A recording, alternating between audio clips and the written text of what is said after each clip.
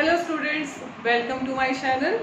आज की वीडियो का जो टॉपिक है उसमें हम क्वेश्चन डिस्कस करेंगे रिलेटेड टू ऑस्मोसिस, जो कि हमने पढ़ा था चैप्टर 2 सॉल्यूशन में।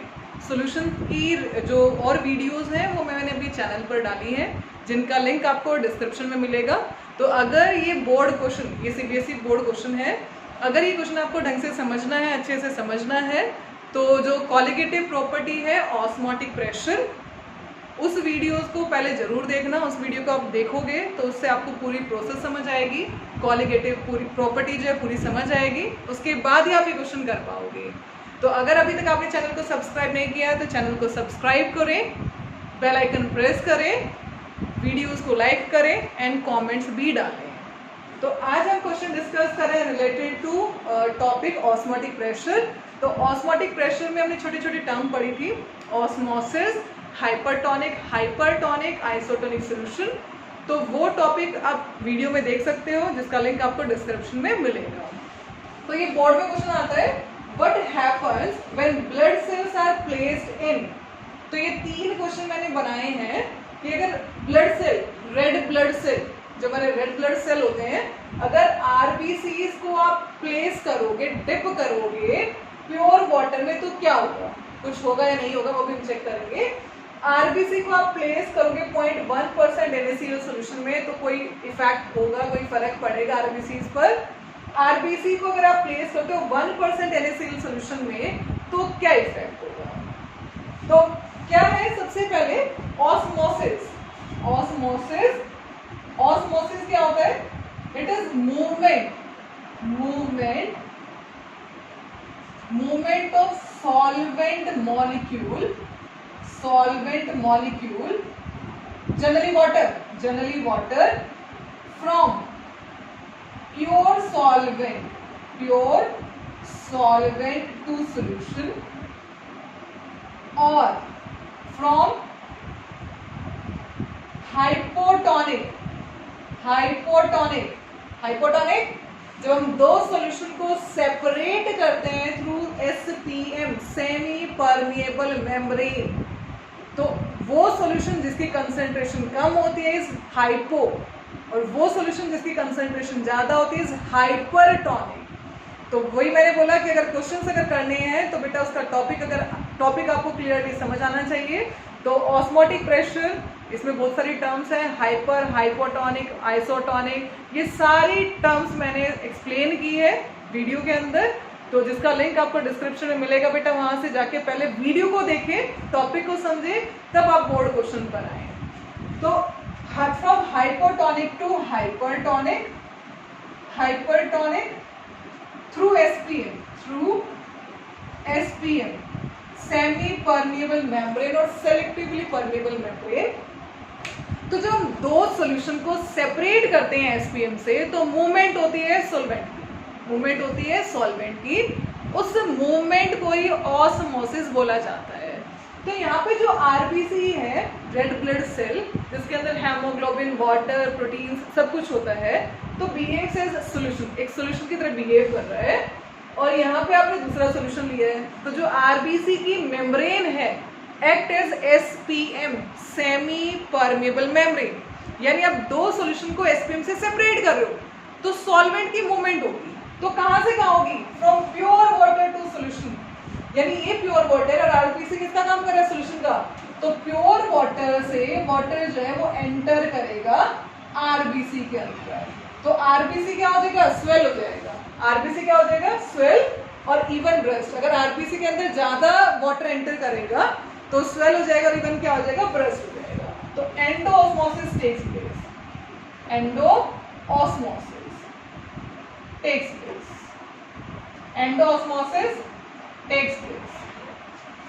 ठीक है। तो वैसे रिपीट कर रही हूँ, जब हम आरबीसी को प्लेस करेंगे प्योर वाटर के अंदर, तो मूवमेंट जो है वो कहां से कहां होती है? प्योर वाटर टू सॉल्यूशन होती है, प्योर वाटर टू सॉल्यूशन। तो प्योर वाटर से जो वाटर है वो आरबीसी के अंदर एंटर करेगा, जिसकी वजह से आरबीसी क्या हो जाएगा? स्वेल, क्योंकि उसके अंदर वाटर की वॉल्यूम बढ़ती जा रही है, तो स्वेल, और एक्सेस में वाटर एंटर करेगा तो इवन ब्रस्ट हो जाएगा। ठीक है, तो आप लिखोगे एंडोऑस्मोसिस टेक्स प्लेस और RBC gets swells and even burst. तो फर्स्ट केस में क्या हो रहा है, एंडोऑस्मोसिस हो रहा है। एंडो मतलब एंटर कर रहा है, एंटर मतलब आरबीसी के अंदर वाटर एंटर कर रहा है, क्योंकि ऑस्मोसिस जो है वो मूवमेंट होती है वाटर की from pure water to solution. Second में चलते हैं, आरबीसी बिहेव्स एज सोल्यूशन। तो इसको प्लेस किया 0.1% NaCl सोल्यूशन। तो इन क्वेश्चन को करने के लिए अब ये भी सोल्यूशन बन गया, यानी NaCl यानी सोडियम क्लोराइड का सोल्यूशन, नमक का पानी डाला है बना के, 0.1% उसकी कंसेंट्रेशन है। तो बोथ आर सोल्यूशन। तो यहाँ पे लिखा है कि अगर दो सोल्यूशन को आप सेपरेट करते हो थ्रू SPM, तो जिस सोल्यूशन की कंसेंट्रेशन ज्यादा इज हाइपरटोनिक और जिस सोल्यूशन की कंसेंट्रेशन कम इज हाइपोटोनिक। तो हमें कैसे पता चलेगा कि ये भी सोल्यूशन है, ये भी सोल्यूशन है, तो which one is hypertonic, which one is hypotonic. तो उसके लिए आपको एक पॉइंट रिमेंबर रखना पड़ेगा हमेशा, RBCs आर, यहाँ लिख देती हूँ नीचे, RBCs are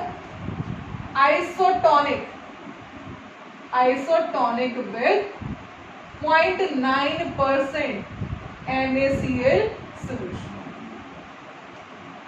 RBCs are isotonic with 0.9% NaCl solution. क्या स्टेटमेंट, क्या मीनिंग है स्टेटमेंट का, कि अगर RBC को आप प्लेस करते हो 0.9% NaCl solution में, then there will be no osmosis, कोई osmosis नहीं होगी। यानी हम इन शॉर्ट ही बोल सकते हैं कि RBC की जो कंसेंट्रेशन है इज जनरली 0.9%। ये आप माइंड सेट करके रखो कि RBC की कंसेंट्रेशन हम कितनी लेंगे, 0.9%, क्योंकि RBCs are isotonic with, isotonic वो सोल्यूशन जिनको हम SPM से सेपरेट करें, iso word use for same, और कोई ऑस्मोसिस ना हो ड्यू टू सेम कंसेंट्रेशन, दोनों की कंसेंट्रेशन सेम है। तो अगर RBC को आप 0.9% NaCl सोल्यूशन में डालोगे तो there will be no osmosis. ठीक है, तो यहाँ से हमने क्या आइडिया निकाला कि RBC की कंसेंट्रेशन हम क्या मानेंगे, 0.9%। तो here this is 0.1%, this is 0.9, तो 0.9, 0.1 is low concentrated, less concentration, तो लेस वाले को क्या बोलते हैं, हाइपोटोनिक। तो this is hypotonic solution and this behaves as hypertonic. तो ऑस्मोसिस कहां से कहां होती है, from hypotonic to hyper, from hypotonic to hyper. तो वाटर जो है वो RBC के अंदर क्या करेगा, एंटर करेगा, और again endo osmosis takes place. क्या होगा, एंडो ऑस्मोसिस, जिसकी वजह से क्या होगा, RBC get swell and even burst. तो आप क्या लिखोगे, RBCs get swell and even breast, even breast। Next third case की तरफ चलते हैं। यहाँ पे RBC को प्लेस किया 1% NaCl सोल्यूशन, तो RBC की कंसेंट्रेशन हम क्या मान रहे हैं, 0.9%, क्योंकि RBCs are 0.9% isotonic with NaCl। यानी जो हमें इंट्रावेनस इंजेक्शन दिए जाते हैं वो आइसोटोनिक होते हैं विद 0.9% NaCl, यानी उनकी कंसेंट्रेशन 0.9% होती है, जिसकी वजह से हमें कोई एडिमा वगैरह नहीं होता है। ठीक है, तो यानी ऑस्मोसिस को प्रिवेंट करने के लिए किया जाता है। तो यहाँ पे कंसेंट्रेशन RBC की 0.9 एंड दिस इज 1। तो RBC behaves as hypotonic, hypo, क्यों हाइपो, यानी लेस कंसेंट्रेशन, लेस कंसेंट्रेशन। ठीक है, हाइपो मींस लेस कंसेंट्रेशन। तो वो सॉल्यूशन जिसकी कंसेंट्रेशन कम होती है उसको हम क्या बोलते हैं, hypotonic, and NaCl solution behaves as hypertonic.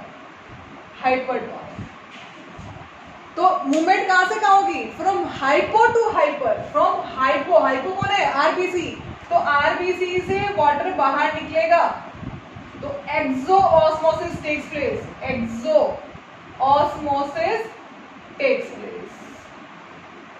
Exosmosis मतलब RBC से पानी बाहर निकल गया तो RBC क्या हो जाएगा, shrink, RBC get shrink, RBC क्या हो जाएगा, श्रिंक हो जाएगा। तो आज की वीडियो हमने जो बनाई है वो ऑस्मोटिक, जो कॉलिगेटिव प्रॉपर्टी ऑस्मोटिक प्रेशर, उससे रिलेटेड क्वेश्चंस पे बनाई है। तो अगर आपको ये क्वेश्चन जो है अच्छे से समझना है तो वीडियोस बेटा आपको पहले वाली देखनी पड़ेंगी, जिनका लिंक आपको डिस्क्रिप्शन में मिलेगा। तो आप colligative property and osmotic pressure करके मैंने वीडियो बना रखी है, उस वीडियो को देखें, देन इस क्वेश्चन को समझिए। Thank you.